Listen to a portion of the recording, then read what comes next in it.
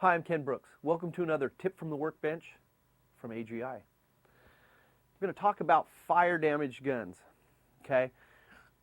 If you're a gunsmith, you're going to get a gun come in someday that is the guy's heirloom. My grandfather had it. It came over on the Mayflower. He tried to kill Hitler with it.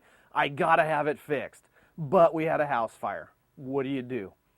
First things first, if the wood is not burned off of the metal, you're okay. If the wood is burned completely off of the firearm, then the metal is wrecked. Do not restore that gun. It's unsafe. Okay? This one obviously is okay. We've got wood on it.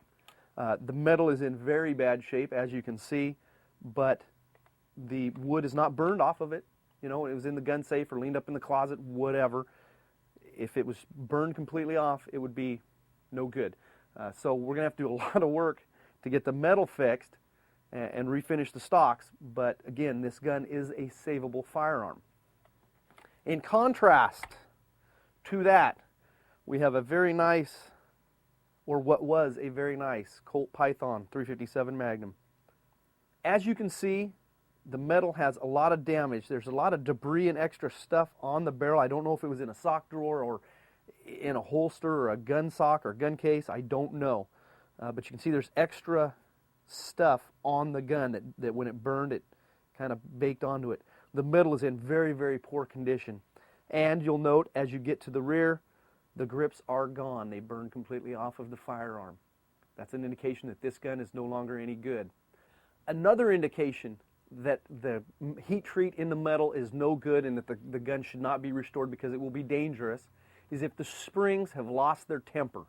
So if you pull the trigger and the hammer and it doesn't return or it binds, now this one returns a little bit, you can't tell how much tension I've got on the camera, but it's extremely weak. Some of them are so bad that the hammer wouldn't even return. The spring would just compress and stay there. This one still has a teeny bit of temper in it, so it is returning, but it's literally a third or a quarter of what it should be. The trigger does not return, binds up. Again, could be because there's rust and friction, but I know that this gun's no good. The spring is shot.